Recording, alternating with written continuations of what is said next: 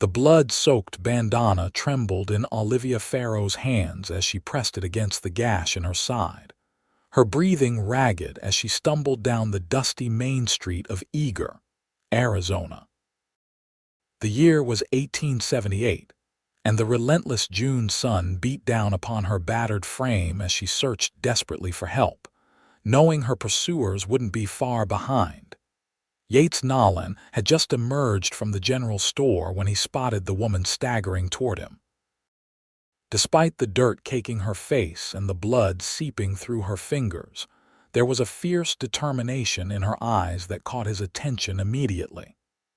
He dropped his supplies and rushed to her side just as her knees buckled beneath her.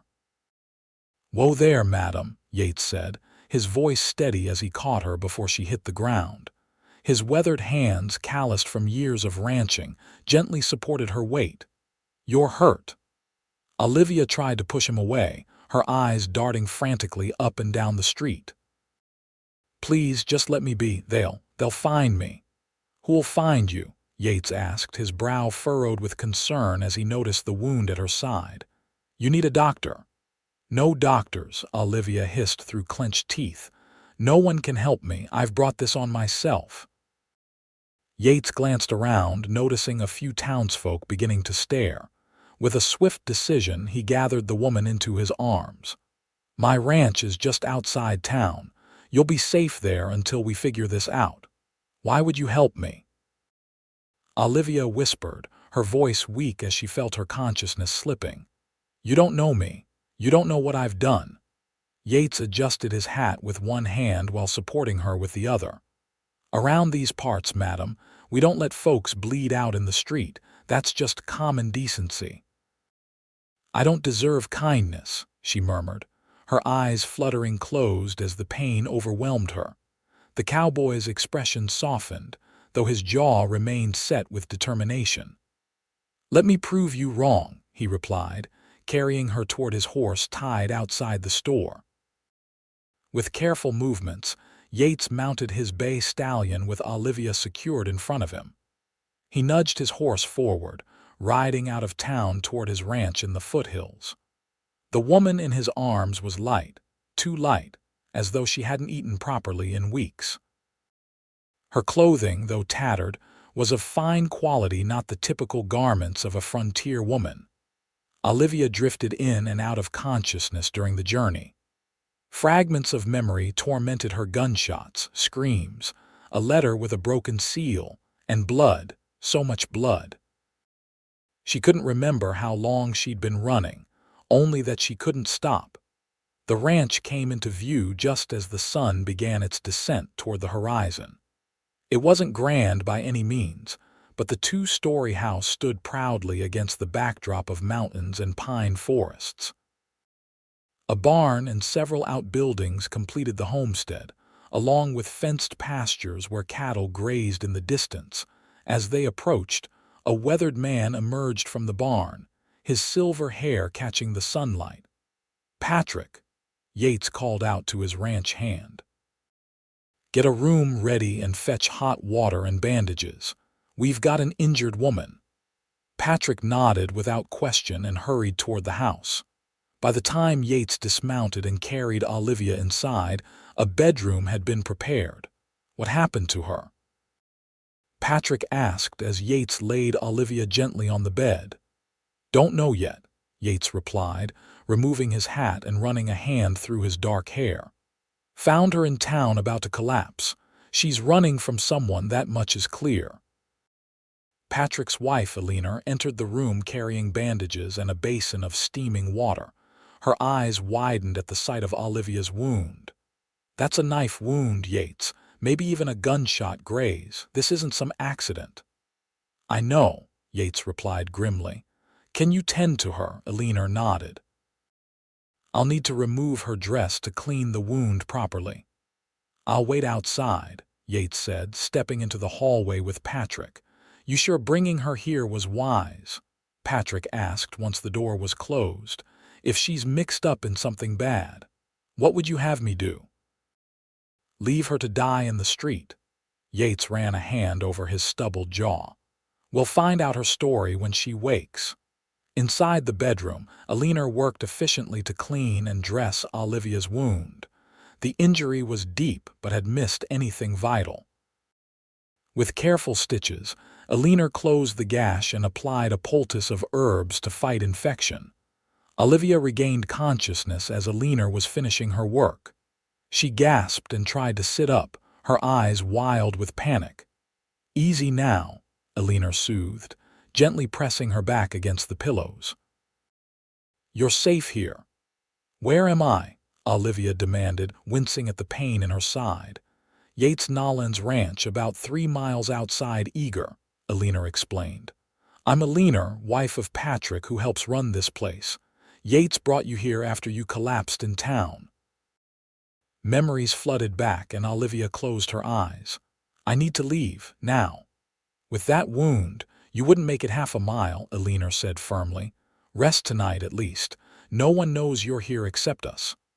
Olivia reluctantly settled back, too weak to argue. "The man who brought me here." "Yates," Alina nodded. "He's a good man, one of the best in these parts. He won't turn you over to whoever you're running from, not without hearing your side first." "There's no good side to my story," Olivia whispered. Alina patted her hand. "I've lived long enough to know that few stories are as simple as they first appear. Rest now." After Alina left, Olivia stared at the ceiling, listening to the unfamiliar sounds of the ranch settling for the night. She'd been running for so long she'd forgotten what it felt like to lie in a proper bed, to be treated with kindness. But she knew she couldn't stay. By morning she would need to be gone. Outside the bedroom, Yates spoke quietly with Alina. "She'll live," Alina assured him. "The wound was deep but clean. She's malnourished and exhausted, though. Whatever she's been through, it's taken its toll." "Did she say anything about herself?" Yates asked. Alina shook her head. "Nothing substantial. She's scared, Yates, and not just of her wound. She wanted to leave immediately." Yates frowned. "Keep an eye on her tonight. I'll take the morning shift." As darkness fell over the ranch, Yates sat on the porch, a rifle across his knees. He wasn't sure what trouble the mysterious woman had brought to his doorstep, but his instincts told him she wasn't the cause of it, merely caught in its path. When morning came, Yates brought a tray of breakfast to Olivia's room, only to find the bed empty and the window open. Cursing under his breath, he set down the tray and moved to the window. She couldn't have gone far, not with her injury. He spotted her immediately, a small figure stumbling toward the tree line at the edge of his property. Yates quickly descended the stairs and exited the house, covering ground rapidly with his long stride. "Madam," he called out when he was within earshot, "that wound opens up again, and you'll be in a worse spot than yesterday." Olivia froze, her shoulders slumping in defeat as she turned to face him. In the clear morning light, Yates could see her properly for the first time. Despite the dirt and fatigue, she was striking hair the color of burnished copper and eyes like polished jade. She couldn't have been more than 25. "I can't stay here," she said, her voice stronger than it had been the day before. "I've put you in enough danger already." "Funny thing," Yates replied, approaching slowly as if she were a spooked horse. "I don't recall asking if I could handle danger. Been dealing with it most of my life." "This is different," Olivia insisted. "These men, they won't stop until they find me." "And who might these men be?" Yates asked, stopping a few feet from her. "Might help if I knew what I was up against." Olivia hesitated, weighing her options. This man had saved her life, possibly at the risk of his own. She owed him some explanation. "My name is Olivia Farrow. I worked as a governess for the Harrington family in Santa Fe. Mr. Harrington was, a banker with powerful connections." "Was?" Yates prompted when she fell silent.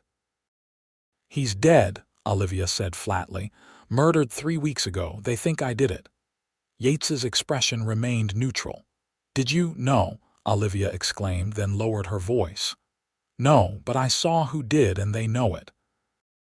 I found papers in Mr. Harrington's study ledgers showing money being funneled to officials, bribes, blackmail. When I confronted him about it, he dismissed me. That night, I heard arguing from his study. When I went to investigate, I saw two men leaving through the window. Mr. Harrington was dead at his desk. "And these men saw you," Yates concluded. Olivia nodded. "I ran. They've been chasing me ever since. I thought I'd lost them in Flagstaff, but they caught up to me outside Eager yesterday. I managed to escape, but not before this." She gestured to her side. Yates considered her story, searching her face for any sign of deception. Finding none, he made his decision. "My ranch is isolated enough. Stay here until you're healed at least. Then we can figure out what to do next. Why would you risk yourself for me?" Olivia asked, genuinely perplexed by his offer. "Because it's the right thing to do," Yates replied simply. "And because I've got a fair bit of experience dealing with men who think they're above the law." Olivia wanted to refuse to continue her flight, but exhaustion and pain won out. "A few days," she conceded reluctantly. "Just until I can travel without reopening this wound." "Fair enough," Yates said with a nod. "Now there's breakfast getting cold, and a leaner will have my hide if I let it go to waste." As they walked back to the house, Olivia studied her rescuer more closely. Yates Nolan stood well over 6 feet tall, his frame lean but powerful from years of ranch work. She guessed him to be in his early 30s, with dark hair that curled slightly at the nape of his neck and eyes the color of a stormy sky. His face was tanned and weathered, with laugh lines at the corners of his eyes that suggested he smiled often, though he wasn't smiling now. "How long have you had this ranch?" she asked, hoping to learn more about the man who had so inexplicably come to her aid. "Going on 8 years now," Yates replied. "Inherited it from my uncle after he passed. Before that, I worked cattle drives from Texas to Kansas, did some scouting for the Army during the Apache troubles." "You've lived an interesting life, Mr. Nolan." "Yates," he corrected.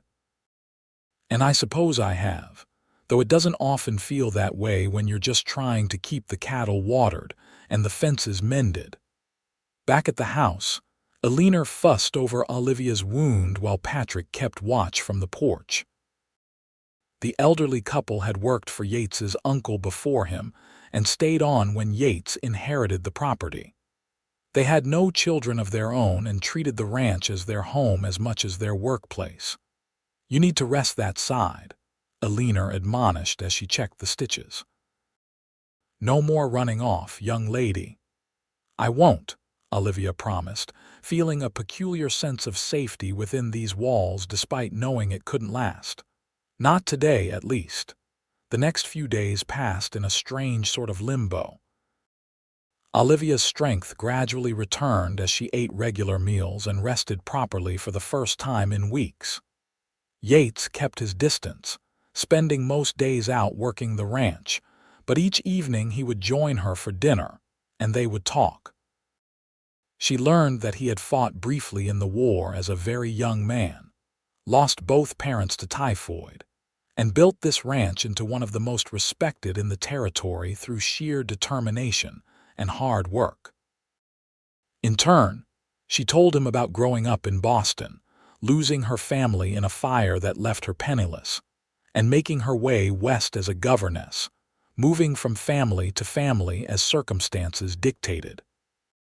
"You've survived more than most," Yates observed one evening as they sat on the porch watching the sunset paint the sky in brilliant oranges and purples. "Survival isn't the same as living," Olivia replied softly. "I've just been existing, moving from one place to the next without purpose." Yates turned to study her profile in the fading light. "What would give you purpose?" Olivia considered the question, one she hadn't allowed herself to contemplate in years. "A home," she finally said. "Not just a place to sleep, but somewhere I belong, people who would miss me if I were gone." Simple things that are hardest to find, Yates said with understanding. A comfortable silence fell between them, broken only by the distant lowing of cattle and the chirping of crickets as dusk deepened into night. "They'll find me eventually," Olivia said after a while, giving voice to the fear that constantly shadowed her thoughts. "Men like that don't give up." "Who exactly are they?" Yates asked. "You've told me why they are after you, but not who they are." Olivia drew a deep breath. "One of them is Marshall Webb, Mr. Harrington's business partner. The other is a man named Victor Holloway, some sort of enforcer for their operation. They're connected to territorial officials, possibly even federal ones. The ledgers I saw had payments to judges, marshals, even a senator." Yates whistled low. "Powerful enemies." "Now you understand why I can't stay," Olivia said.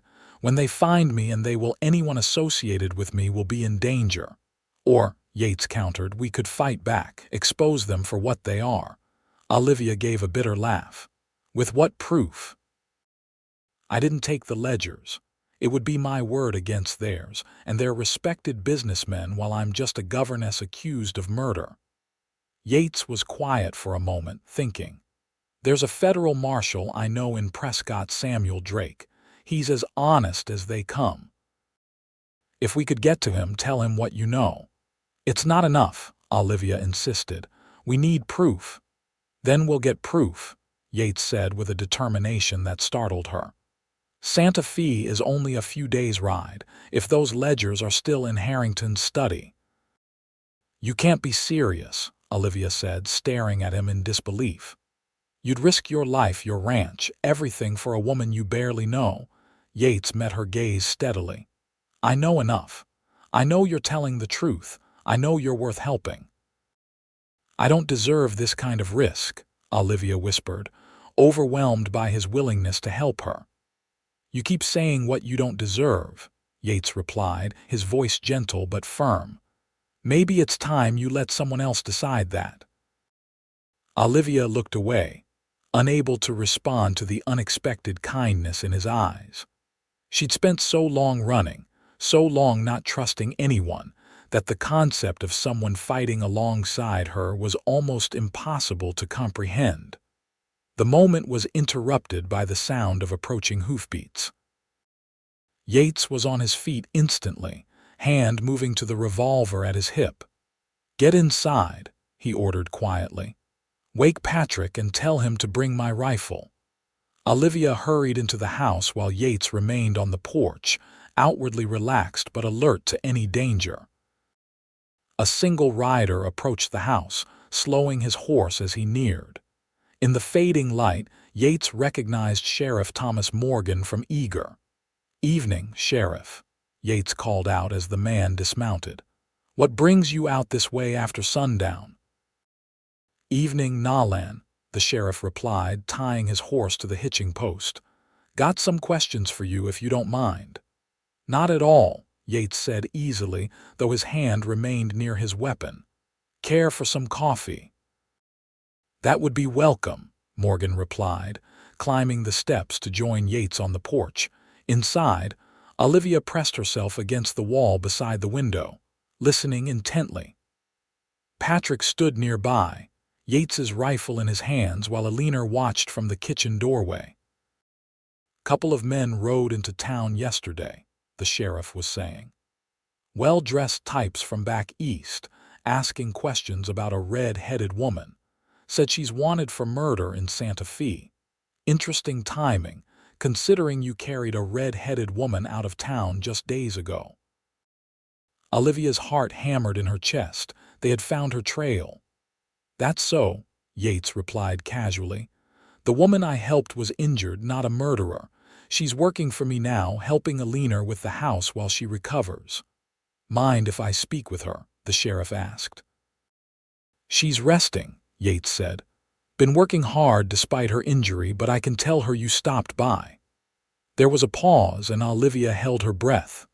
"These men," the sheriff finally said, his voice lower now, "they flashed a lot of money around. Deputized themselves with some papers from Santa Fe. Don't look right to me. What are you saying, Thomas? Yates asked.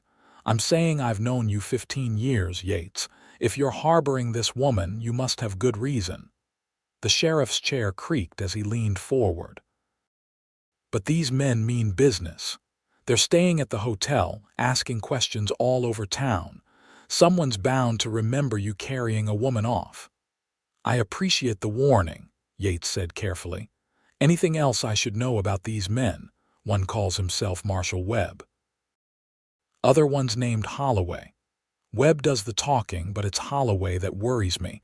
Got dead eyes, that one. Wears his gun like he knows how to use it. Olivia's knees nearly buckled. They were here in Eager, less than 3 miles away. Thank you, Thomas, Yates said. I won't forget this. Don't thank me, the sheriff replied gruffly. Just be careful. And if that woman did something wrong, well, the law's the law, Yates. I can't look the other way forever. Understood. The men exchanged a few more pleasantries before the sheriff departed. Olivia remained frozen in place until Yates returned inside, his expression grim. You heard? He asked, finding her by the window. She nodded, unable to speak past the fear clogging her throat. We need to move quickly, Yates decided. They'll be here by morning, I'd wager. Patrick, ready the horses, the bay for me, the pinto for Miss Farrow. Pack supplies for a week's journey. Where are we going? Olivia asked, finding her voice at last. First to my line cabin in the mountains, Yates replied. It's remote, difficult to find if you don't know the way. We'll rest there, then make for Prescott to speak with Marshal Drake. And then Santa Fe, Olivia added, a new determination replacing her fear. For the proof we need. Yates looked at her with surprise and approval. Yes, then Santa Fe. Elena hurried to pack food and medical supplies while Patrick readied the horses.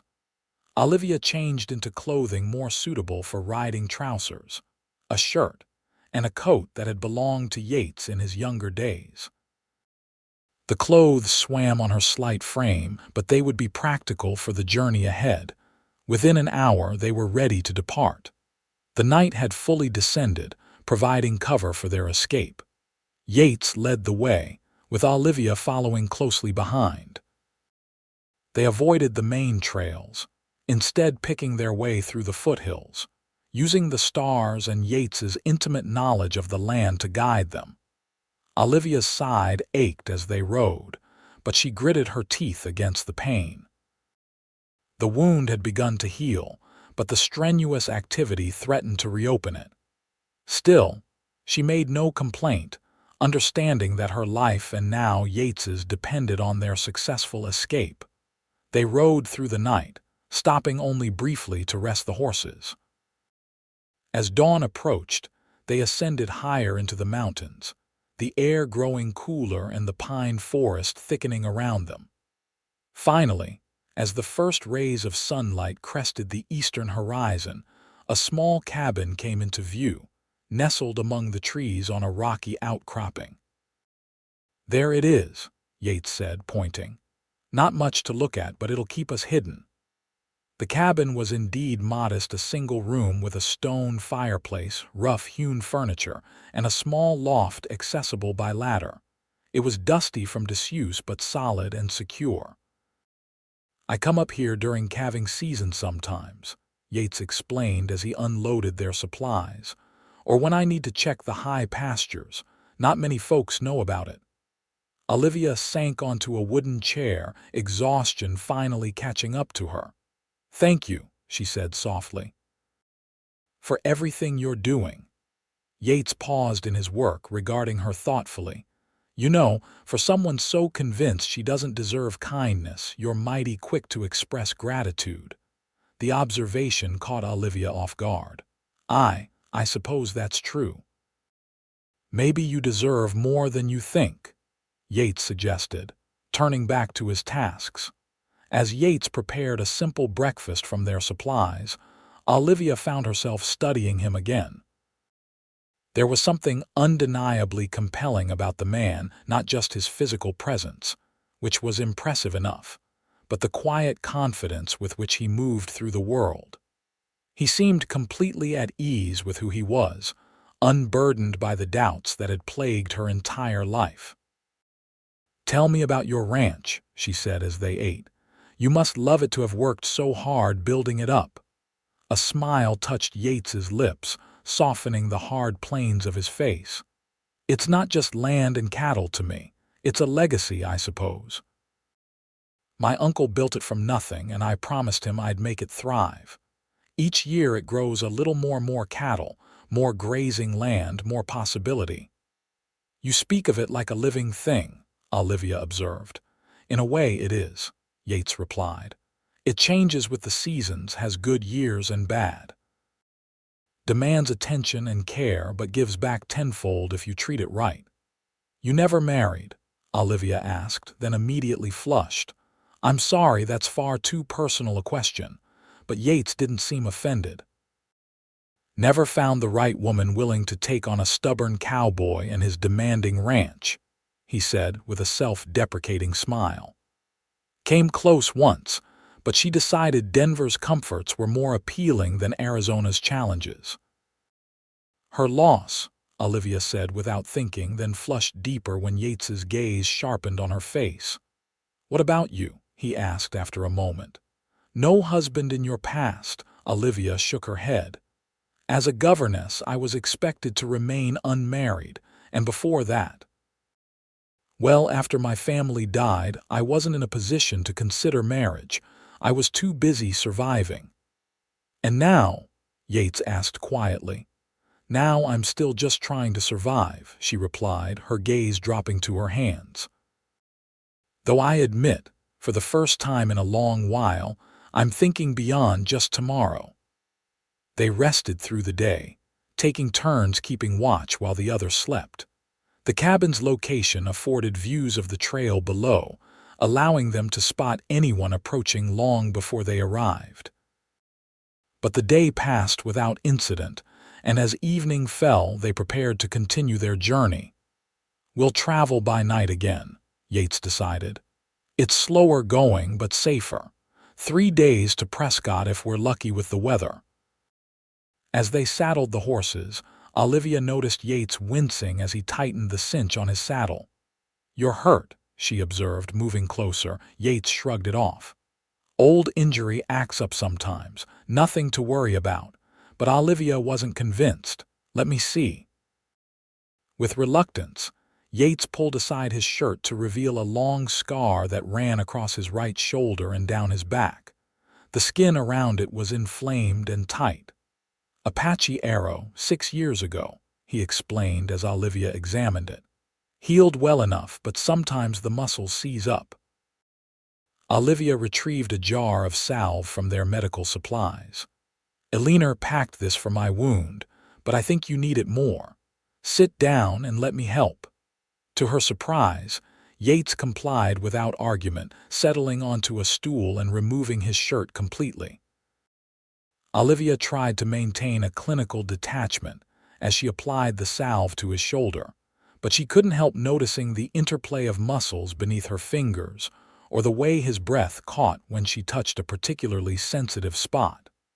"Better?" she asked when she had finished, her voice not quite steady. Yates rolled his shoulder experimentally. "Much, thank you." Their eyes met, and for a moment, something unspoken passed between them, an awareness that transcended their current predicament. Then Yates cleared his throat and stood, reaching for his shirt. "We should get moving," he said, his voice rougher than before. "Long ride ahead." They set out under a canopy of stars, navigating by moonlight as they descended from the mountains and made their way northwest toward Prescott. The journey was arduous, particularly for Olivia, who hadn't ridden extensively before her flight from Santa Fe. But she endured without complaint, drawing strength from Yates's steady presence beside her. On the second night of their journey, they encountered a sudden summer thunderstorm. Lightning split the sky as rain poured down in sheets, quickly soaking them to the skin despite their oilskin coats. "There's a way station about 2 miles ahead," Yates shouted over the storm. "We can wait it out there." They urged their horses forward through the deluge, finally arriving at a small, abandoned stage-coach station. The roof leaked in places, but it was shelter from the worst of the storm. Yates managed to start a fire in the old hearth while Olivia tended to the horses in the attached stable. "You're shivering," Yates observed when she returned, water dripping from her clothes and hair. "I'm fine," Olivia insisted, though her teeth chattered with cold. Yates rummaged through their packs and produced a dry shirt. "Change into this. I'll turn my back." Olivia hesitated only briefly before accepting his offer. She changed quickly, the soft flannel of his shirt enveloping her like a blanket. It smelled of pine and leather, and something uniquely Yates. "You can turn around now," she said, settling near the fire to dry her hair. Yates had changed his own shirt and hung their wet clothes near the fire to dry. He sat across from her, the dancing flames illuminating his features in a warm glow. "We should reach Prescott by tomorrow evening," he said, pouring coffee from a small pot he'd set to boil. "Marshal Drake keeps an office near the courthouse."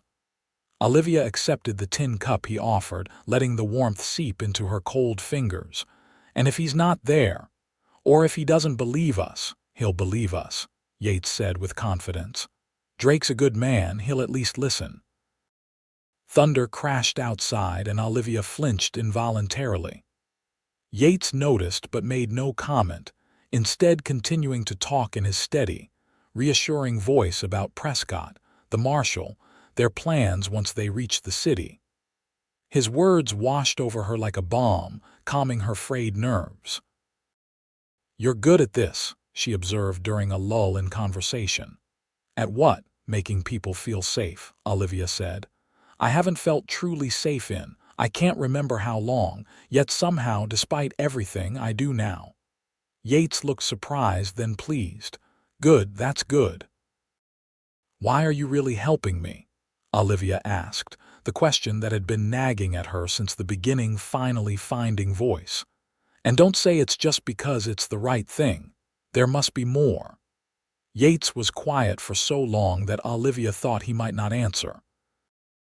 When he finally spoke, his voice was contemplative. "When I was 16, I watched a man hang for a crime he didn't commit," he said, his gaze fixed on the fire. "He was a ranch hand accused of stealing horses. Everyone knew he was innocent. It was the foreman who'd sold those horses and blamed him. But the foreman was the owner's cousin, and this hand was just a Mexican nobody cared about." He paused, taking a sip of his coffee before continuing. "I tried to speak up. My father silenced me, said it wasn't our business.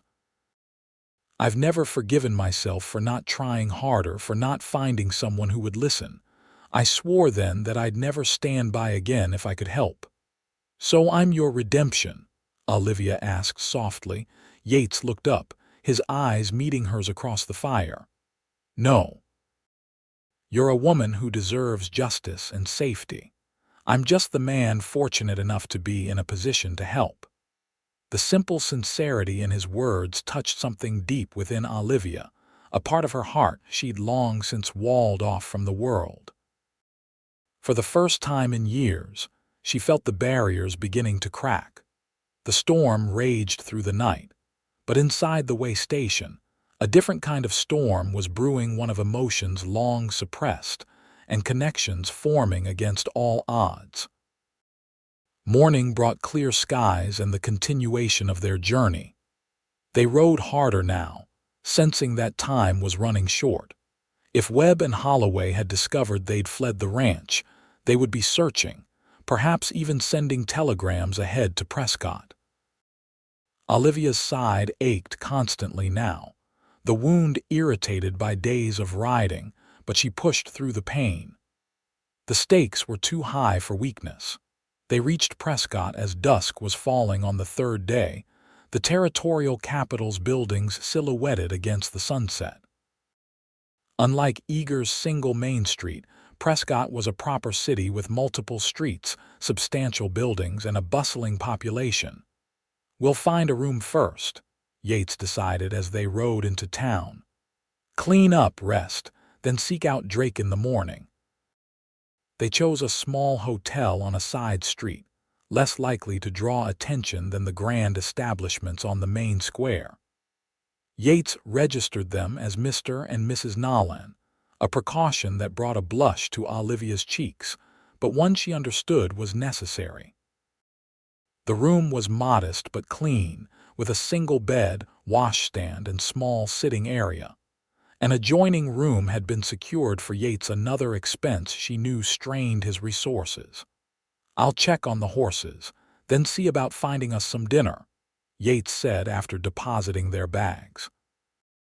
"Lock the door behind me, and don't open it for anyone but me."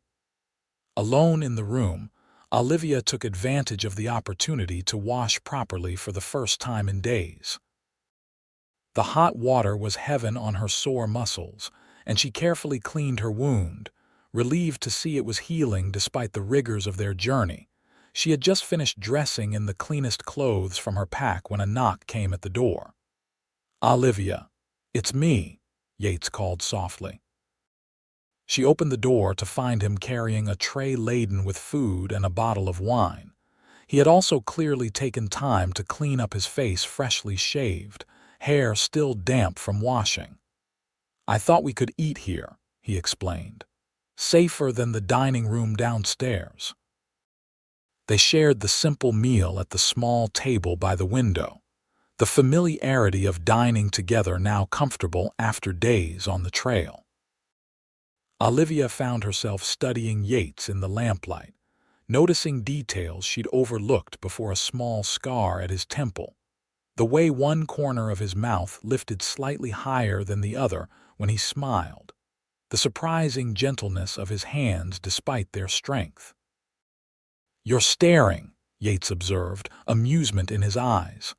"I'm sorry," Olivia said, embarrassed at being caught. "I was just thinking that I know so little about you despite everything we've been through." "What would you like to know?" he asked, refilling their glasses with wine. And so they talked, really talked, delving deeper than they had before.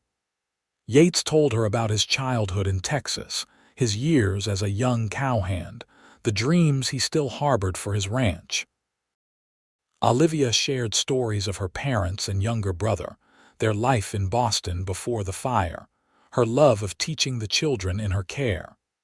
As the night deepened and the wine bottle emptied, their conversation grew more intimate, more revealing.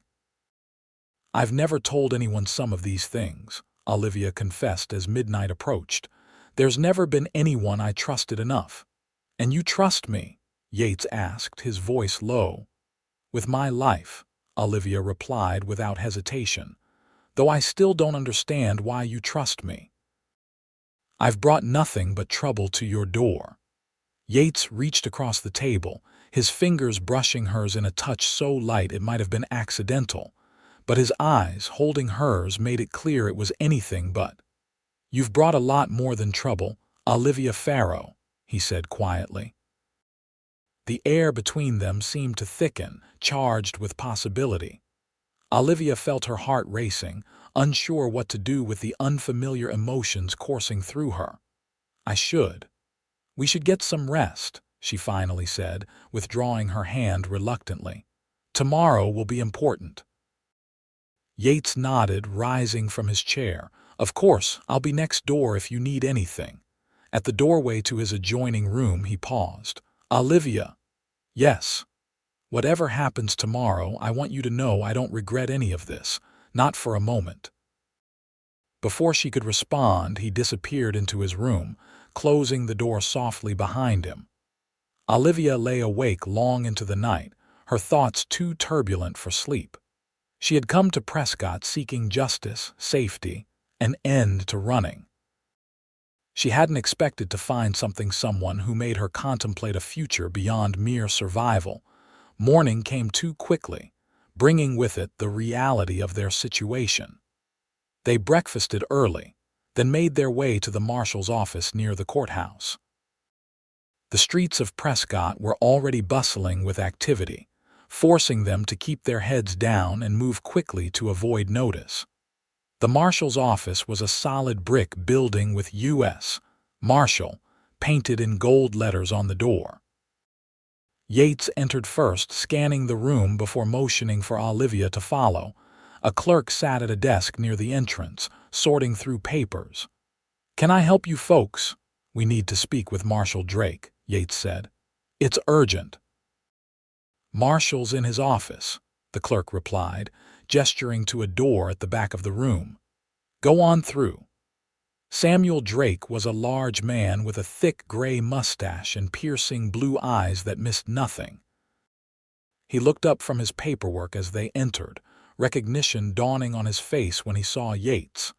"Nolan," he said, rising to shake Yates's hand. "Been a while. What brings you to Prescott?" "Trouble, Sam," Yates replied grimly. "This is Miss Olivia Farrow. She's in danger and we need your help." Drake gestured for them to sit, his expression serious as he listened to their story.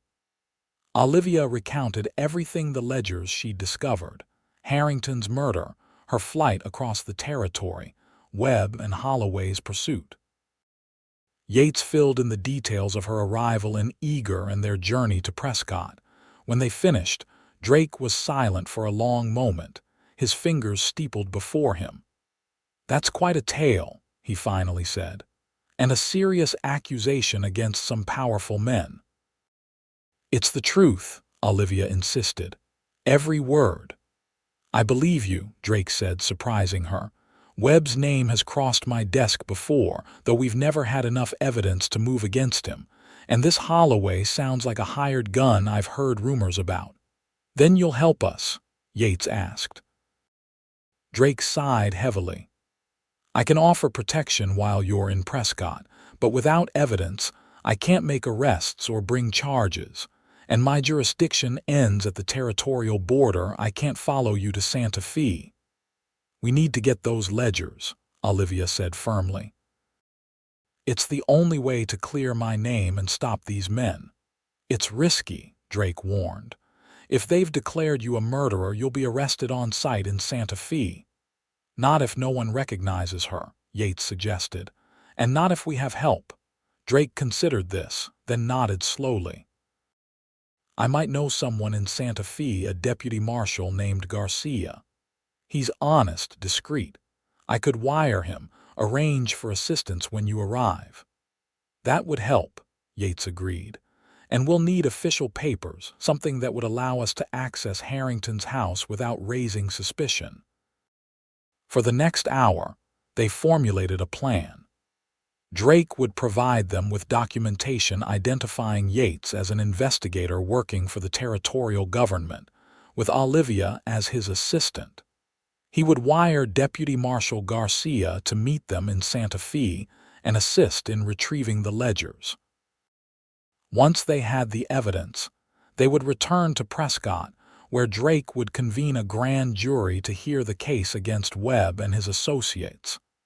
"It's still dangerous," Drake cautioned as they prepared to leave. "If Webb has connections as high up as you say, there could be officials in Santa Fe already watching for you." "We understand the risk," Olivia said, her resolve strengthening with each passing hour. "But I can't keep running forever." "Stay at your hotel today," Drake advised. "I'll send my deputy over with the papers and some supplies this afternoon. Leave for Santa Fe at first light tomorrow." As they stepped out of the marshal's office, Olivia felt a strange mixture of hope and trepidation. They had an ally now, a plan, a path forward. But the most dangerous part of their journey still lay ahead. They spent the remainder of the day in their hotel rooms, venturing out only briefly to purchase additional supplies for the journey to Santa Fe. Olivia used the time to rest, knowing she would need all her strength for what was to come.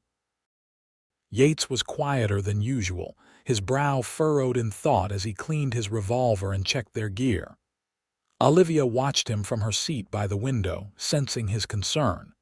Having second thoughts? She asked softly. Yates looked up, surprise crossing his features.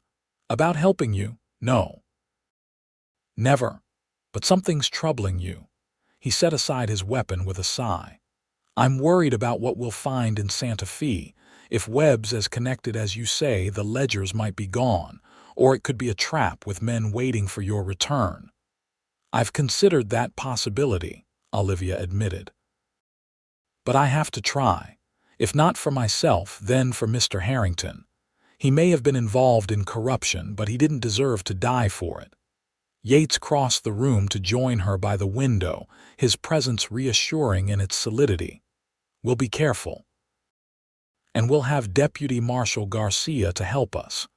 If he's trustworthy, Olivia added, voicing the doubt that had been nagging at her. We're placing a lot of faith in a man we've never met.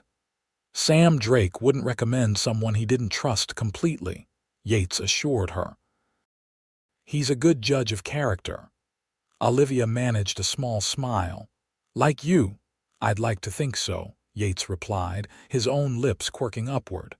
I certainly made the right judgment about you. The charged atmosphere from the previous evening returned, intensified by the uncertainty of their future.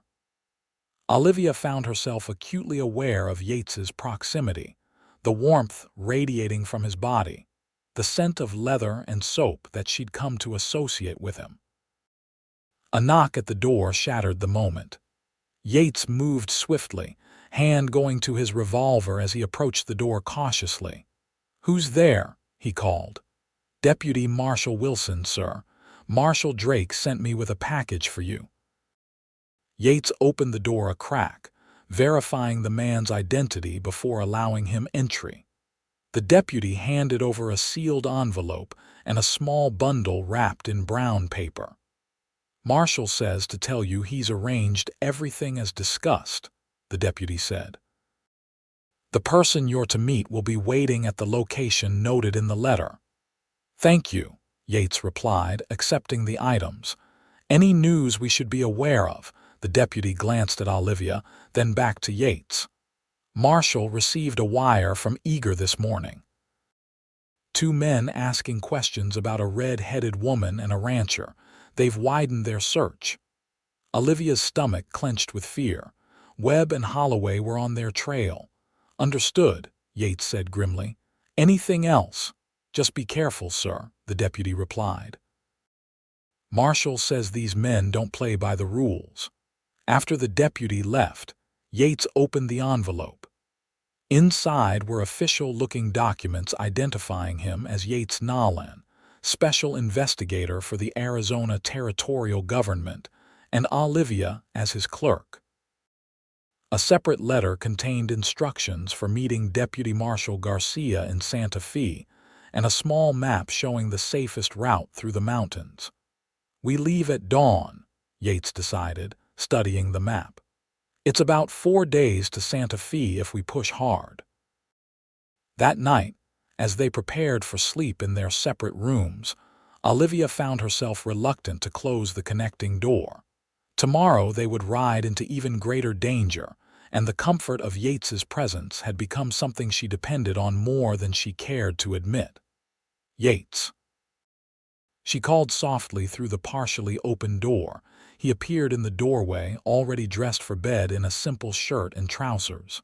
Everything all right, Olivia hesitated, unsure how to express what she was feeling. I wanted to thank you again, for everything. If something happens tomorrow, or in Santa Fe, I want you to know how grateful I am. Yates's expression softened. Nothing's going to happen, Olivia. We're going to get those ledgers, clear your name, and put Webb and his associates behind bars where they belong. And then? She asked, the question that had been hovering at the edges of her mind finally surfacing. And then, Yates said quietly, you'll be free to choose your own path, whatever that may be. The implication hung in the air between them that her path might lead back to his ranch to him. But neither spoke it aloud, the future still too uncertain, too dependent on their success in the dangerous days ahead. "Good night, Yates," Olivia finally said, her voice little more than a whisper. "Good night, Olivia," he replied, his eyes holding hers for a moment longer before he retreated into his room. They left Prescott before sunrise, taking a lesser-known trail east toward Santa Fe. The route Marshal Drake had marked would keep them away from main roads and settlements where Webb's men might be watching. It was longer, rougher terrain, but safer for fugitives. The journey was arduous, testing both riders and horses as they navigated steep mountain passes and crossed rushing streams swollen with summer rains. They camped each night in hidden locations, keeping their fire small and taking turns standing watch. On the third night, as they made camp in a sheltered canyon, Olivia noticed Yates wincing as he dismounted. His old shoulder injury was clearly troubling him again after days of hard riding. Without a word, she retrieved the salve from their medical supplies and motioned for him to sit on a fallen log near their small fire. This time, there was no awkwardness as she helped him remove his shirt and applied the healing ointment to his scarred shoulder. "You'd make a fine doctor," Yates commented as her fingers worked the tension from his muscles. "I considered it once," Olivia admitted, surprising herself with the confession. "Before my parents died. My father was a physician and I often assisted him with his patients." "Why didn't you pursue it afterward?" Olivia's hand stilled momentarily. "A woman alone with no money and no connections. Medical schools don't open their doors to such applicants. Being a governess was respectable, available, and required skills I already possessed." "You could still do it," Yates suggested. "After all this is over." The casual confidence with which he spoke of her future, as if it were a given that she would have one worth planning for, touched Olivia deeply. For so long she had lived day to day, never allowing herself to hope for more. "Perhaps," she said softly, her hands completing their ministrations. "There, that should help." As she moved to withdraw, Yates caught her wrist gently. "Thank you," he said, his voice rough with an emotion she couldn't quite name. Their eyes met in the flickering firelight, and for a breathless moment, Olivia thought he might kiss her. Part of her, a growing, insistent part, hoped he would. But Yates released her wrist after a gentle squeeze, the moment passing like a shadow across the moon. They reached the outskirts of Santa Fe late on the fourth day, pausing on a ridge overlooking the city. In the fading light, the adobe buildings glowed golden against the backdrop of mountains, a beautiful sight that filled Olivia with dread rather than pleasure. "We'll enter after dark," Yates decided, studying the city below. "Find rooms at the hotel Drake recommended, then meet Garcia tomorrow." The hotel was on a side street, modest enough not to draw attention but respectable enough to suit their cover as government investigators.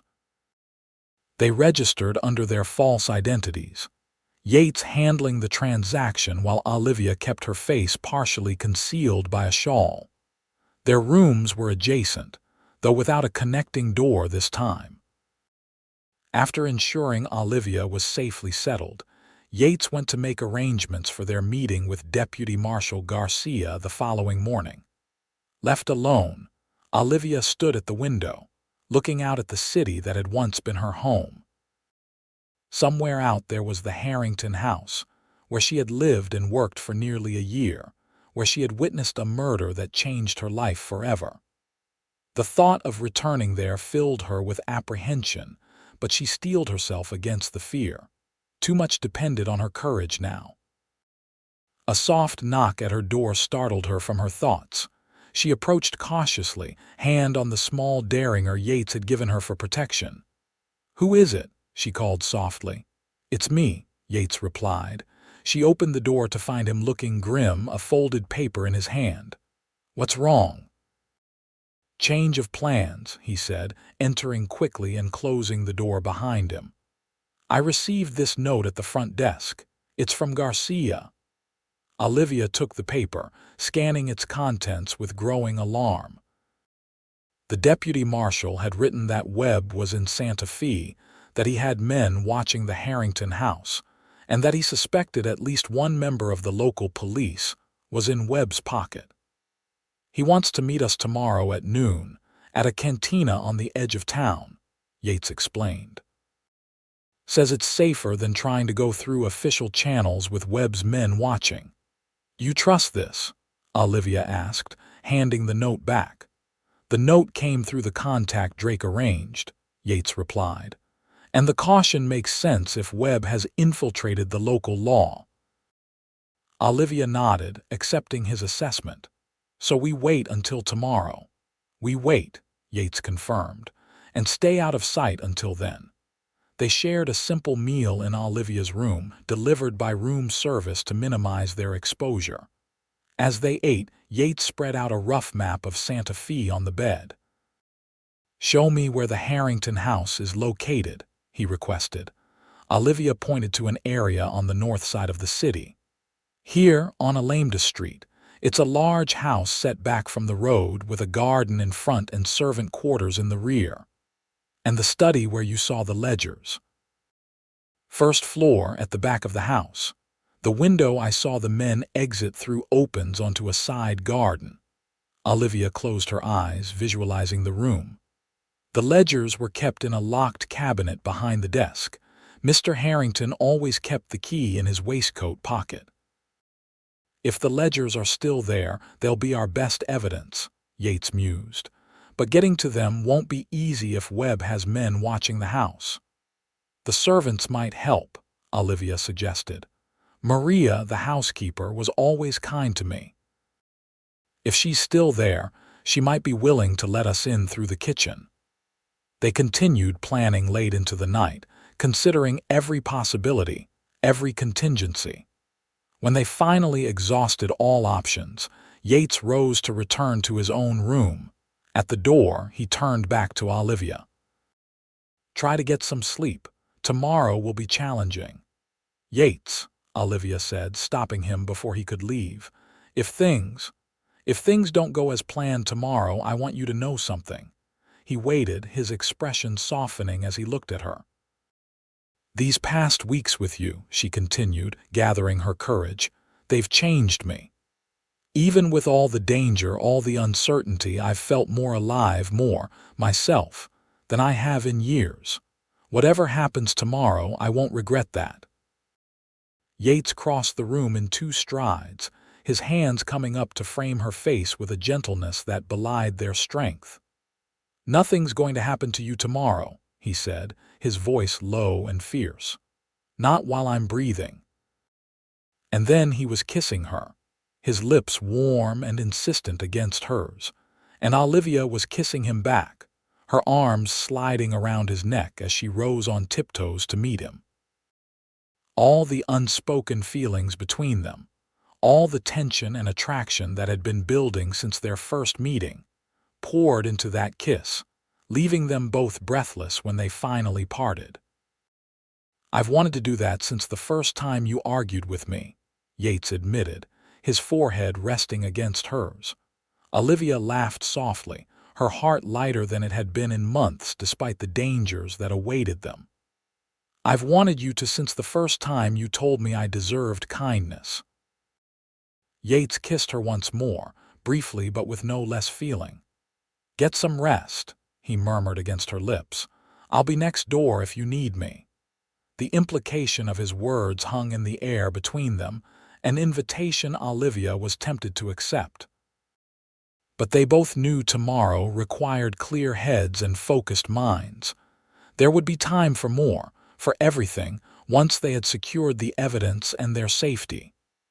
"Good night, Yates," she whispered. "Good night, Olivia," he replied, reluctantly releasing her and moving to the door. "Lock this behind me." Morning brought clear skies and a sense of anticipation mingled with dread. They breakfasted early in Olivia's room, reviewing their plans one final time before preparing to meet Deputy Marshal Garcia. The cantina was on the outskirts of town, a modest establishment frequented by workers from nearby farms and ranches. They arrived early, securing a table in the corner with a clear view of both the entrance and the back door. "How will we recognize Garcia?" Olivia asked, nervously smoothing her skirt. "Drake said he'd be wearing a red bandana," Yates replied, his eyes constantly scanning the room. "And he knows to look for us." They ordered coffee and waited, tension mounting as noon approached and passed with no sign of the deputy marshal. By 12:30, Yates's expression had darkened with concern. "Something's wrong," he muttered, his hand resting near his holstered revolver. "He should have been here by now." At 1:45, a young Mexican boy entered the cantina and approached their table. "Señor Nolan?" he asked quietly. Yates nodded cautiously. The boy handed him a folded piece of paper. "A man asked me to give you this. He said it is very important." Yates slipped the boy a coin before opening the note. His face paled as he read its contents. "What is it?" Olivia asked, alarm rising within her. "Garcia's been shot," Yates replied grimly, passing her the note. "He's at a doctor's house on Cal de San Francisco. Says we need to come immediately, that he has critical information." Olivia read the hastily scrawled message with growing horror. "It could be a trap." "It could be," Yates agreed. "But if Garcia is truly injured and has information for us, we can't ignore it." They paid for their coffee and left the cantina, moving cautiously through the streets of Santa Fe. Yates had his hand on his revolver, eyes constantly scanning for any sign of danger or pursuit. The address in the note led them to a small adobe house set back from the street. A weathered sign identifying it as the office of Dr. Martinez hung beside the door. Yates knocked, his body positioned protectively in front of Olivia. The door was opened by an elderly Mexican man with silver hair and kind eyes. "Señor Nolan, please come in quickly." Inside, the house was cool and dimly lit. The doctor led them through a small waiting area to a back room where a man lay on a bed, his torso wrapped in bandages. Despite his pallor, Olivia recognized him as a lawman from his bearing. "Deputy Marshal Garcia?" Yates asked, approaching the bed. The injured man nodded weakly. "Nolan." "Miss Farrow, sorry about the change in plans." His voice was strained, each word an effort. "What happened?" Yates asked, kneeling beside the bed. "Ambushed last night," Garcia replied. "Webb's men. They know you're here." He paused, gathering strength before continuing. "The Harrington house is being watched. 4 men rotating shifts. Webb himself is staying at the Grand Hotel." "How did they know we were coming?" Olivia asked, fear coiling in her stomach. Garcia's eyes met hers, dark with pain and regret. "Someone in Prescott must have tipped them off. Or they intercepted Drake's wire. Either way, they're waiting for you to make a move." "The ledgers," Yates prompted. "Are they still in the house?" "According to my source, yes," Garcia confirmed. "Webb's been searching for them since Harrington's death but hasn't found them yet." The house has been sealed as a crime scene, with only the housekeeper permitted entry for maintenance. Olivia's heart quickened at this news. "Maria is still there," Garcia nodded. "Maria Vasquez. She's been questioned repeatedly about your whereabouts but maintains she knows nothing." "She might help us," Olivia said to Yates, "if we could get a message to her." "Too risky," Garcia interrupted, wincing as he shifted position. "Webb's men would intercept it, but there might be another way." He gestured weakly toward a small table where his effects were neatly arranged.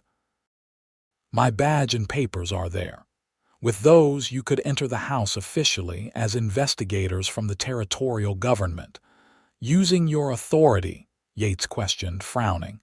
"That's a serious offense, Garcia." "So is murder," the deputy marshal replied grimly. "Webb and his men killed Harrington. They tried to kill me. They'll kill both of you given the chance. The law fails sometimes, Nolan. When it does, justice needs a helping hand. Yates considered the deputy's words, his expression troubled.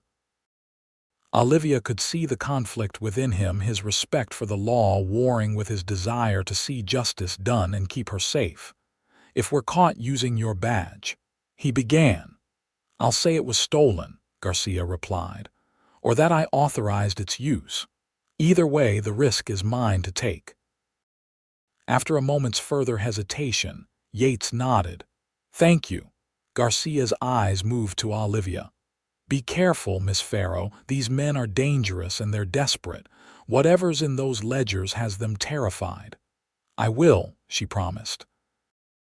"And when this is over, I'll make sure everyone knows the truth about Harrington's death and about your courage in helping us." A ghost of a smile touched the deputy's pale lips. "Just find those ledgers. The rest will take care of itself." They left Garcia in the doctor's care, armed with his badge and official papers. Outside, they found a quiet spot in a nearby plaza to formulate their plan. "We'll go tonight," Yates decided. "After dark. The badge should get us past any official guards, but we'll need to be careful of Webb's men watching the house." "And once inside," Olivia asked, "we find the ledgers as quickly as possible, then leave the same way we came in. If Maria is there, your connection with her might help, but we can't count on it." The hours until nightfall stretched endlessly. They returned to their hotel, gathering the supplies they would need for their mission and preparing for all possibilities. As dusk approached, Yates checked his revolver one final time while Olivia changed into dark clothing that would blend into the shadows. "Ready?" Yates asked as the last light faded from the sky. Olivia nodded, her heart pounding but her resolve firm. "Ready." They moved through the streets of Santa Fe like shadows, avoiding the main thoroughfares and keeping to alleys and side streets. The Harrington house, when they finally approached it, was dark except for a single light burning in the kitchen. "Guard at the front gate," Yates murmured, pointing to a uniformed policeman standing duty. "And there, across the street, one of Webb's men, I'd wager." Olivia followed his gaze to a figure lurking in the shadows of a nearby building. "How do we get past both?" "We don't try to hide," Yates replied, straightening his coat and affixing Garcia's badge to his vest. "We walk right up to the front gate, bold as brass, and present ourselves as investigators." It was a risky strategy, but Olivia saw the logic. Attempted stealth would only arouse suspicion, while an official approach might disarm both the guard and Webb's watcher. They approached the gate openly, Yates leading with confident strides. The policeman straightened as they neared, hand moving to his holstered weapon. "Halt," he called. "This property is sealed by order of the court." Yates produced the badge and papers, his manner authoritative. "Deputy Marshal Nolan, Territorial Investigation Bureau. This is my associate, Miss Wilson. We're here on official business regarding the Harrington murder." The guard examined the documents carefully, his expression dubious. "Bit late for an investigation, isn't it?" "New evidence has come to light," Yates replied smoothly. "We need to examine the scene again before the house is released to the family." After a moment's hesitation, the guard nodded and unlocked the gate.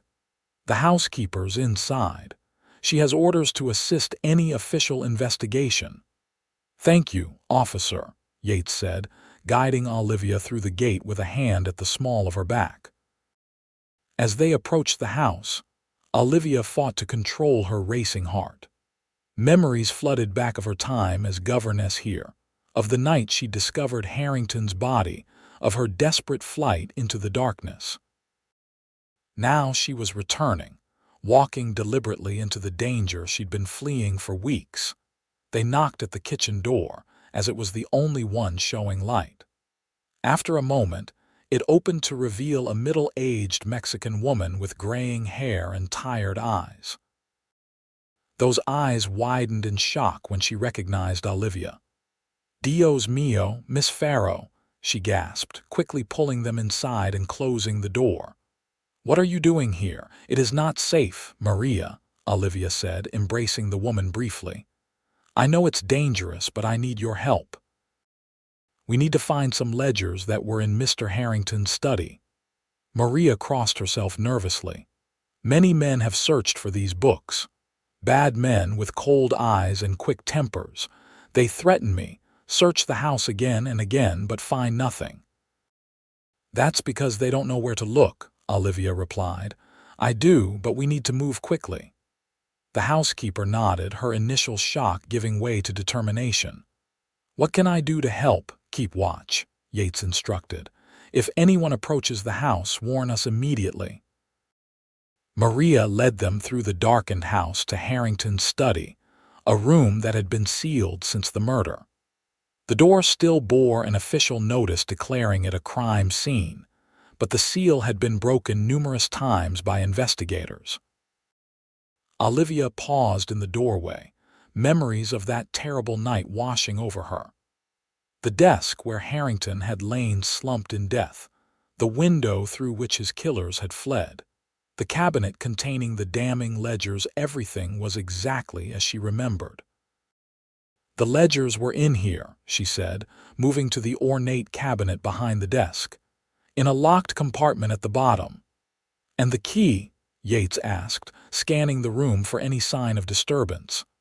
"Mr. Harrington kept it in his waistcoat pocket," Olivia replied, frowning. "But if the police took his personal effects—" "They did," Maria confirmed from the doorway.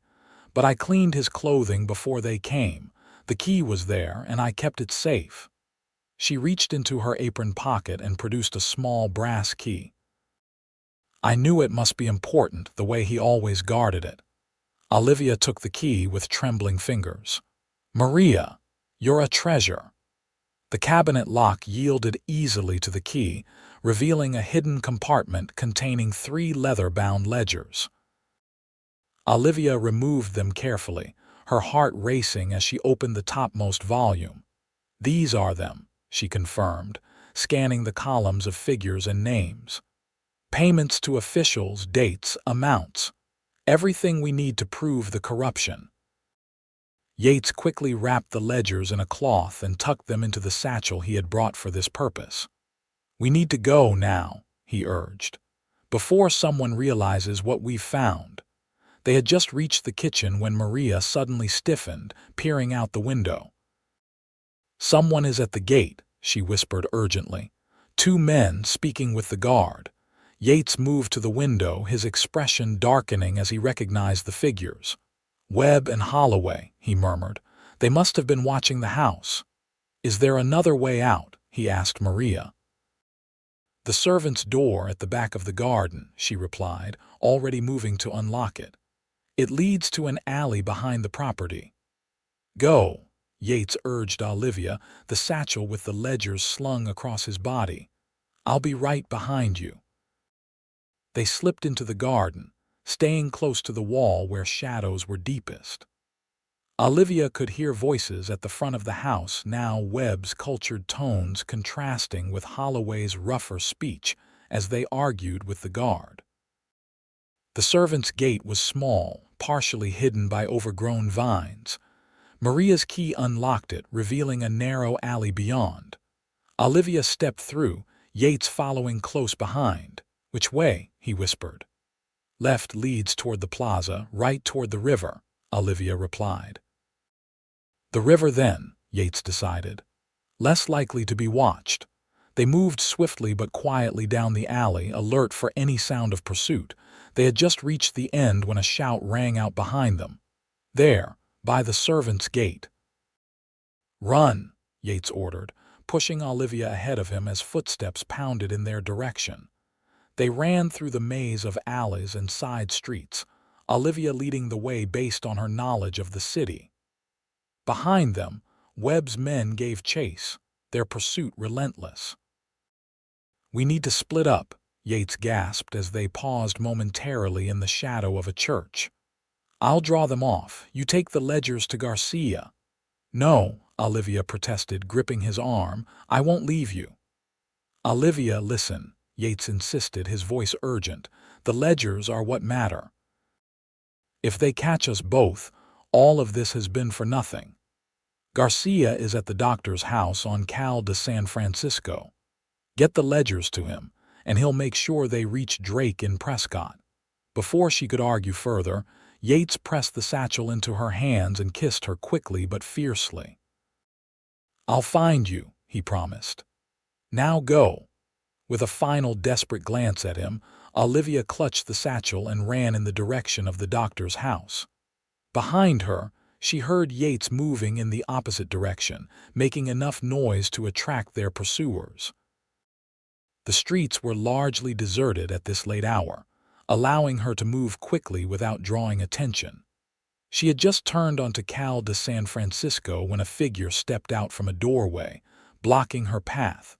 Victor Holloway stood before her, his thin lips curved in a cruel smile.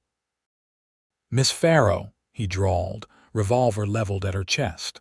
"What a pleasure to see you again." Olivia froze, her mind racing for a way out. The satchel with the ledgers felt impossibly heavy against her side.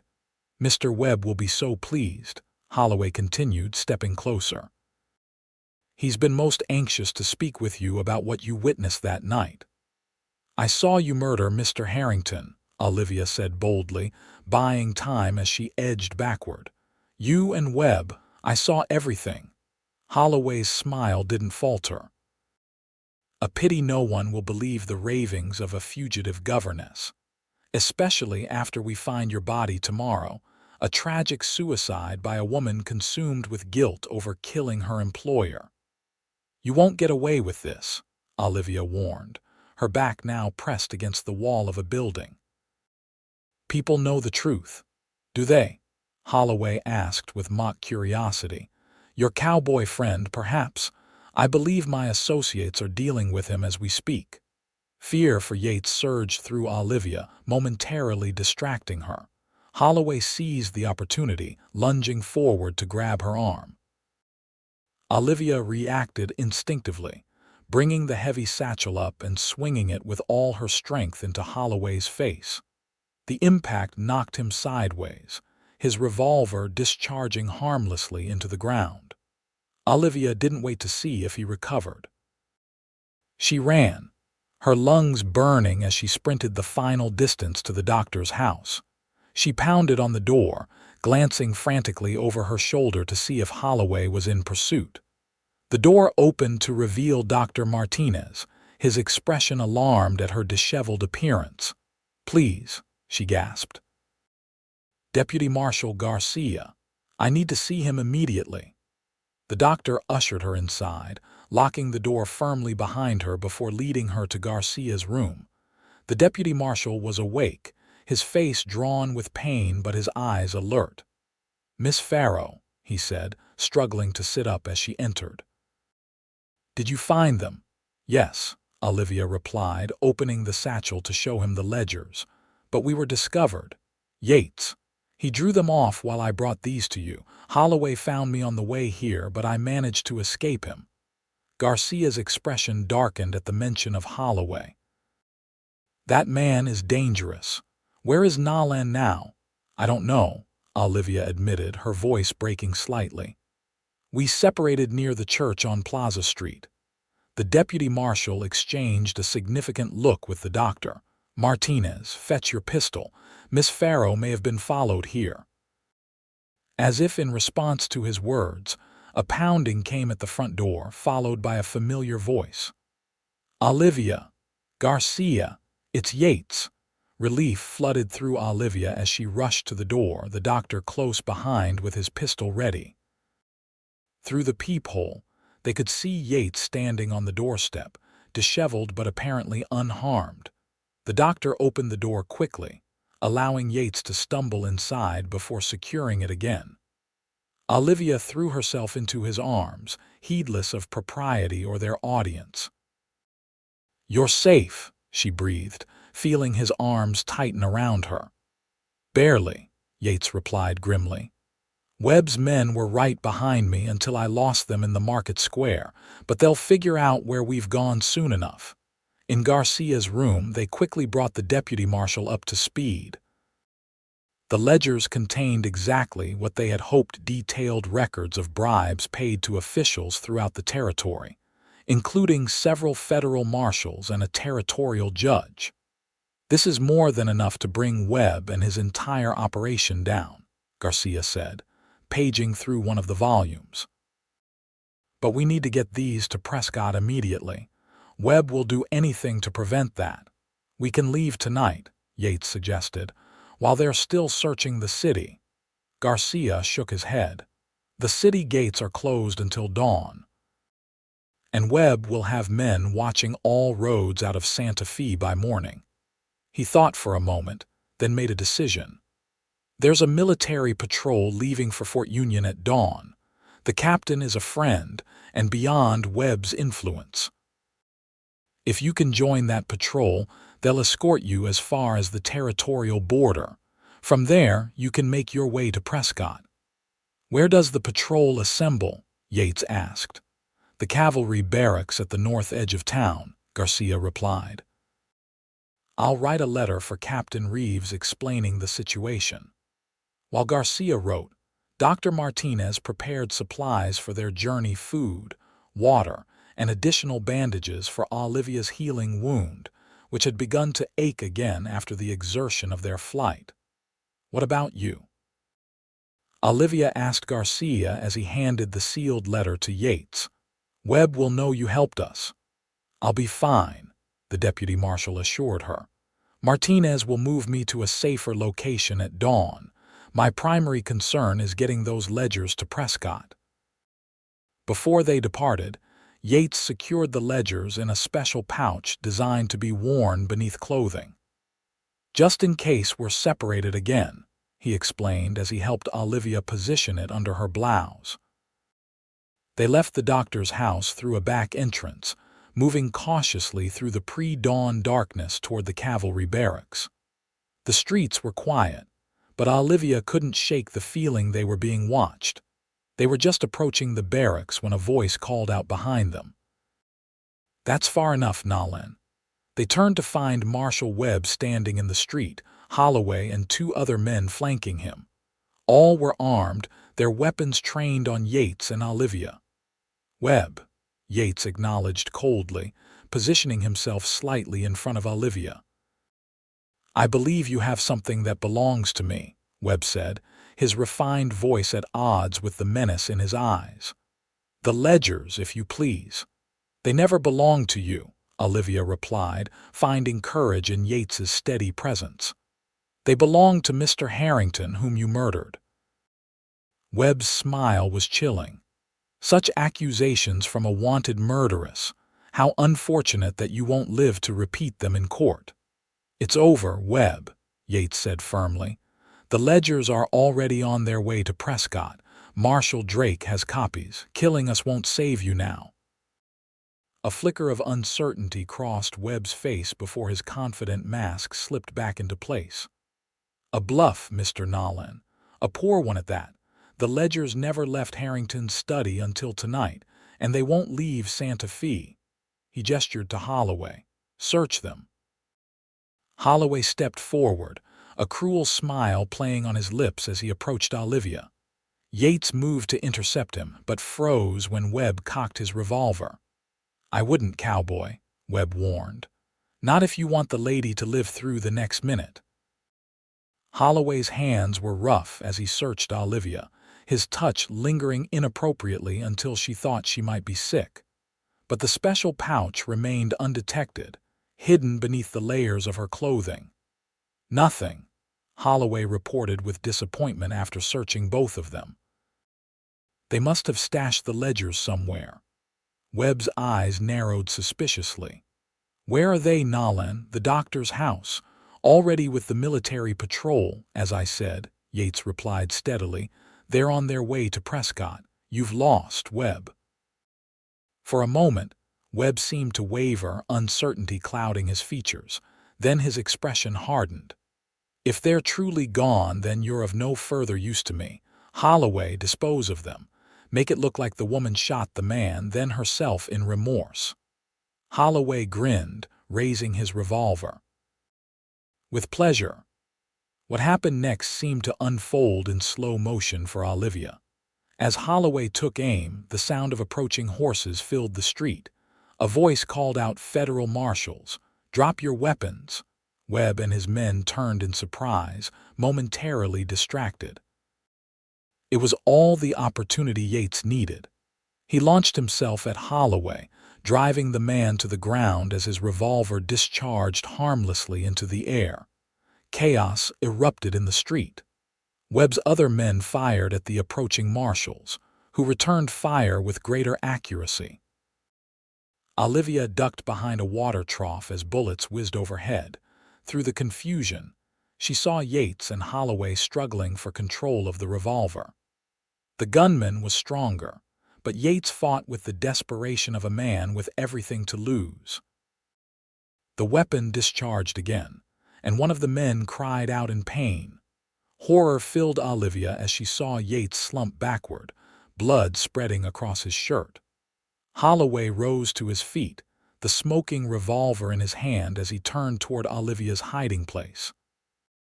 Before he could take aim, 3 shots rang out in quick succession. Holloway staggered, a look of disbelief crossing his face before he collapsed to the ground. Behind where he had stood was Deputy Marshal Garcia, pale and unsteady on his feet but determined, his revolver still raised. "Doctor." Martinez supported him, his own pistol in his free hand. "Garcia," Webb gasped, backing away as his remaining men fell to the marshal's superior firepower. "You should be dead." "So should Miss Farrow," Garcia replied grimly. "Yet here we are." Webb turned to flee, but found his escape cut off by mounted marshals. Surrounded and outnumbered, he finally lowered his weapon in surrender. Olivia rushed to Yates's side, tears streaming down her face as she pressed her hands to the wound in his chest. "Stay with me," she begged, her voice breaking. "Please, Yates, stay with me." His eyes flickered open, focusing on her face with effort. "Olivia," he whispered, "the ledgers." "Safe," she assured him, feeling for the pouch still secured beneath her clothing. "We did it, Yates. Webb is arrested." "It's over." A faint smile touched his lips before his eyes closed again, his breathing shallow and labored. Dr. Martinez knelt beside them, his experienced hands quickly assessing the wound. "He needs immediate attention," the doctor said urgently. "We must get him to my surgery." The next hours passed in a blur of fear and desperate hope. Olivia paced the doctor's waiting room while Martinez worked to save Yates's life, extracting the bullet that had lodged dangerously close to his heart. Deputy Marshal Garcia, who had defied his own injuries to come to their aid, sat nearby, the ledgers now in his official custody. "He received my message," Garcia explained when Olivia asked how he had known to bring reinforcements. "I sent a boy to the barracks as soon as you left, warning Captain Reeves that you might be intercepted. He dispatched men immediately." "Thank God he did," Olivia replied fervently. "And thank God you came yourself, despite your injuries." Garcia shrugged, though the movement clearly caused him pain. "Holloway tried to kill me once. I wasn't about to let him succeed with you and Nolan." Finally, as dawn broke over Santa Fe, Dr. Martinez emerged from the surgery, exhaustion evident in every line of his face. "He will live," the doctor announced, bringing a cry of relief from Olivia. "The bullet missed his heart by less than an inch. He is young and strong. With proper care, he should make a full recovery." Olivia's legs gave way beneath her, and she sank onto a chair, overwhelmed by gratitude and lingering fear. "When can I see him?" "He is unconscious now and will remain so for some time," Martinez replied. "But you may sit with him if you wish." Yates lay still and pale on the surgery table, his chest heavily bandaged, his breathing shallow but steady. Olivia took his hand in hers, drawing comfort from its warmth. "You have to recover," she whispered, pressing his fingers to her lips. "You have a ranch to run, cattle to tend. And you have me if you want me." The days that followed were filled with tension and gradual hope. Yates remained unconscious for nearly 2 days, his body fighting to heal from the trauma. Olivia rarely left his side, sleeping in a chair beside his bed, speaking to him constantly, though she had no way of knowing if he could hear her. She told him about her childhood in Boston, her dreams of becoming a doctor like her father, her love of teaching the children in her care. She described the future she now dared to imagine, one that included him, his ranch, a life built together. On the morning of the third day, as she was reading aloud from a newspaper article about Webb and Holloway's arrest, Yates's fingers twitched in hers. She looked up to find his eyes open, watching her with a mixture of pain and wonder. "Olivia," he murmured, his voice rough from disuse. "I'm here," she replied, joy and relief washing over her as she leaned closer. "Don't try to move. You've been shot, but the doctor says you'll recover completely." "Webb?" he asked, wincing as he tried to shift position. "Arrested along with his entire network," Olivia assured him. "The ledgers provided all the evidence needed." Marshal Drake arrived from Prescott yesterday to personally escort Webb back for trial. Satisfaction flickered in Yates's eyes. "Good." Then, with visible effort, he squeezed her hand. "You're safe now, truly safe." "Thanks to you," Olivia said softly, tears threatening. "You nearly died protecting me." "Worth it," Yates replied simply, his gaze never leaving her face. "Every risk, every moment of pain, all worth it." Olivia could no longer hold back her tears. "Why?" she asked, voicing the question that had haunted her since the beginning. "Why was I worth so much to you?" Yates's expression softened, a smile touching his lips despite his obvious discomfort. "Because from the moment I saw you stumbling down that street in Eager, I knew my life had changed. Because I recognized something in you, a strength, a determination, a goodness that matched what I've always tried to be." He paused, gathering strength before continuing. "And because I fell in love with you, Olivia Farrow. Somewhere between I don't deserve kindness and nearly getting myself killed, I fell completely in love with you." Olivia's heart seemed to stop, then race forward at twice its normal pace. "I love you too," she whispered, the words she had been afraid to even think now flowing freely. "I think I have since you carried me to your ranch and proved to me that kindness still existed in this world." Yates lifted a hand, wincing with the effort to touch her tear-stained cheek. "No more running," he murmured. "No more believing you don't deserve happiness. Promise me." "I promise," Olivia replied, turning her face to press a kiss to his palm. "No more running." Recovery was slow but steady. By the end of 2 weeks, Yates was strong enough to sit up, then to walk short distances. Through it all, Olivia remained by his side, tending to his wound, reading to him, planning their future together. Marshal Drake visited regularly, keeping them informed of developments in the case against Webb and his associates. The ledgers had exposed corruption at the highest levels of territorial government, resulting in multiple arrests and resignations. "Your testimony will be needed at the trial," Drake told them one afternoon as they sat in the small garden behind the doctor's house.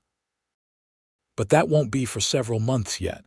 By then, Nolan should be fully recovered." "And my status?" Olivia asked, the question that had lingered despite all assurances. "Am I still wanted for Harrington's murder? All charges have been dropped," Drake confirmed. "Webb's confession, combined with Garcia's testimony and the evidence in the ledgers, has completely cleared your name. You're free, Miss Farrow, free to go wherever you choose." Yates's hand found hers, squeezing gently. And I hope she'll choose to come home to Eager, he said, his eyes on Olivia's face. To my ranch, to start a new life together. Olivia's heart swelled with love and gratitude. There's nowhere else I'd rather be, she assured him. A month after the shooting, they finally departed Santa Fe. Yates was still weak, but determined to return to his ranch, to the life and land he loved. They traveled slowly, taking frequent rests and staying at comfortable inns rather than camping as they had on their journey east. Deputy Marshal Garcia accompanied them as far as the territorial border, his own injuries nearly healed. You two changed things for the better, he told them at parting. Not just for yourselves, but for the entire territory. People won't forget that. We just wanted to survive, Olivia replied modestly, to find justice. Garcia smiled knowingly. And something more, I think. He glanced between them, noting the way they instinctively leaned toward each other, the undisguised love in their eyes. Something worth fighting for. They reached Eager on a golden autumn afternoon, the mountains surrounding the town ablaze with changing leaves. Word of their approach had somehow preceded them, and a small crowd had gathered to welcome them home. Patrick and a leaner from the ranch, Sheriff Morgan, townspeople who had followed the story of Webb's corruption and arrest. Looks like you're heroes, Olivia observed as they rode slowly down the main street. Yates shook his head, uncomfortable with the attention. We just did what needed doing. Like you always do, she replied with affection. It's who you are, Yates Nolan. It's one of the many reasons I love you. The ranch looked exactly as they had left it, yet somehow different to Olivia's eyes. Before, it had been a place of refuge, a temporary sanctuary. Now, as they approached the house bathed in late afternoon sunlight, she saw it as home, her home, their home. Alina rushed to greet them, tears in her eyes as she embraced first Olivia, then more gently, the still recovering Yates. We've been so worried, she exclaimed. The news that reached us. We feared the worst when we heard you'd been shot.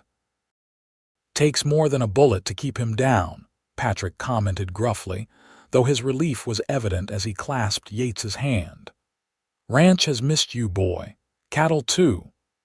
I've missed it as well, Yates replied, his gaze sweeping over the buildings and pastures with obvious affection. Then his eyes found Olivia, standing slightly apart as if unsure of her place in this homecoming. But I've brought back something more precious than myself. That evening, after a celebratory dinner prepared by Alina, Yates and Olivia sat alone on the porch, watching the sunset paint the sky in vibrant hues of orange and purple. The air was crisp with the promise of winter, but Olivia felt warmed by Yates's presence beside her, and the knowledge that she was finally, truly home. I've been thinking, Yates said after a comfortable silence, about what you told me during my recovery, your father being a physician, your desire to follow in his footsteps. Olivia looked at him curiously. What about it? There's a doctor in Prescott, Jonathan Miller. He's looking for someone to apprentice with him, someone who might eventually take over his practice when he retires. When we go back for Webb's trial, you could speak with him. Surprise and gratitude flooded Olivia. You'd support that, my becoming a doctor. I'd support anything that makes you happy, Yates replied simply. This ranch has room for a doctor's office if you wanted, or you could practice in town. Either way, I'd be proud to be the husband of Dr. Olivia Nolan. The casual mention of marriage took Olivia's breath away. Husband, she repeated, hardly daring to believe what she was hearing. Yates turned to face her fully, taking both her hands in his. Despite the weeks of recovery, his grip was strong and sure. I had planned something more romantic, he admitted with a rueful smile, but I find I can't wait any longer. Olivia Farrow, would you do me the extraordinary honor of becoming my wife? Joy, pure and overwhelming, burst within Olivia's heart. "Yes," she whispered, then louder. "Yes, 1,000 times yes." Yates pulled her into his arms, his kiss tender yet passionate, a promise of the future they would build together. When they finally parted, he reached into his pocket and produced a small gold ring with a single modest diamond. "It was my mother's," he explained as he slipped it onto her finger. "My father gave it to her when they had nothing but dreams in each other." "It's perfect," Olivia said softly, admiring the way it caught the fading light. "Just like this moment, just like you." Yates brushed a strand of hair from her face, his expression serious despite his evident joy. "I can't promise it will always be easy. Ranch life has its hardships, its lean years and challenges." "I don't want easy," Olivia replied, her hand coming to rest against his cheek. "I want real. I want a life with meaning, with purpose." "I want you, Yates Nolan, with all the complications and challenges that entails." His smile returned, warming her from within. "And to think you once believed you didn't deserve kindness. You proved me wrong," she reminded him, leaning in for another kiss. "Thoroughly and completely wrong." Their wedding took place the following spring, after Yates had fully recovered, and Webb's trial had concluded with convictions for all involved in Harrington's murder and the corruption scheme. The ceremony was held on the ranch, beneath a canopy of blossoming trees, with friends from Eager, Prescott, and Santa Fe in attendance. Marshal Drake served as Yates's best man, while Deputy Marshal Garcia, now promoted to full marshal, gave Olivia away in the absence of her own family. Eleanor cried throughout the ceremony, while Patrick gruffly denied the moisture in his own eyes was anything but dust from the trail. As they exchanged vows, Olivia marveled at the journey that had brought her to this moment, from a frightened, wounded woman stumbling down a dusty street to a bride confident in her future and secure in her place in the world. "I, Olivia, take you, Yates, to be my husband," she said, her voice clear and unwavering. "To share all that is to come, the joy and the sorrow, the plenty and the want. I promise to love you, honor you, and cherish you all the days of my life." Yates's eyes never left hers as he repeated similar vows, his voice deep with emotion. When the minister pronounced them husband and wife, the cheer that went up from their assembled friends seemed to reach the very mountains surrounding the ranch. That evening, as they danced beneath lanterns strung across the yard, Yates pulled her close and whispered in her ear, "Happy, Mrs. Nolan." "Happier than I ever imagined possible," Olivia replied truthfully. "And grateful, every day, that you refused to let me believe I didn't deserve this kind of happiness." "Just fulfilling my promise," Yates said with a smile, spinning her gently across the makeshift dance floor, "to prove you wrong." In the years that followed, Olivia did indeed study medicine under Dr. Miller's guidance, eventually establishing her own practice in Eager while continuing to assist her mentor in Prescott. The ranch flourished under Yates's careful management, expanding to include new pastures and a small apple orchard that became known for producing the sweetest fruit in the territory. Their family grew as well. Their first child, a son they named Samuel after Marshal Drake, arrived just over a year after their wedding. A daughter, Maria, followed 2 years later, named for the housekeeper whose courage had helped them secure the ledgers that brought Webb to justice. Their youngest, a spirited boy named James, completed their family 3 years after that. Through all the changes and challenges, life brought harsh winters that threatened the cattle, economic downturns that strained their resources, the everyday trials of raising 3 children while managing both ranch and medical practice. Olivia and Yates faced them together, their love only strengthening with each obstacle overcome. On the 10th anniversary of their first meeting, Yates surprised Olivia with a picnic in the meadow where they had hidden during their flight from Webb's men. Spring wildflowers carpeted the ground around them as they spread their blanket beneath a towering pine. 10 years, Olivia mused, pouring coffee from a thermos as their children played nearby. Sometimes it feels like yesterday that I stumbled into eager, bleeding, and terrified. And sometimes it feels like you've always been here, Yates replied, his hair now touched with silver at the temples but his eyes as bright and loving as ever. As if the ranch, the children, our life together, all of it was waiting for you to arrive. Olivia leaned against his shoulder, contentment warming her from within. Do you ever regret it? Taking in a strange woman, risking everything to help her? Yates's arm tightened around her. Not for a single moment. Best decision I ever made. Even when I proved to be more trouble than you bargained for, he laughed, the sound still capable of making her heart skip after all these years. Especially then. Life was far too predictable before you came along. Their conversation was interrupted by Samuel's excited shout as he discovered a bird's nest in a nearby bush. The children crowded around, their faces alight with wonder at the tiny blue eggs nestled within.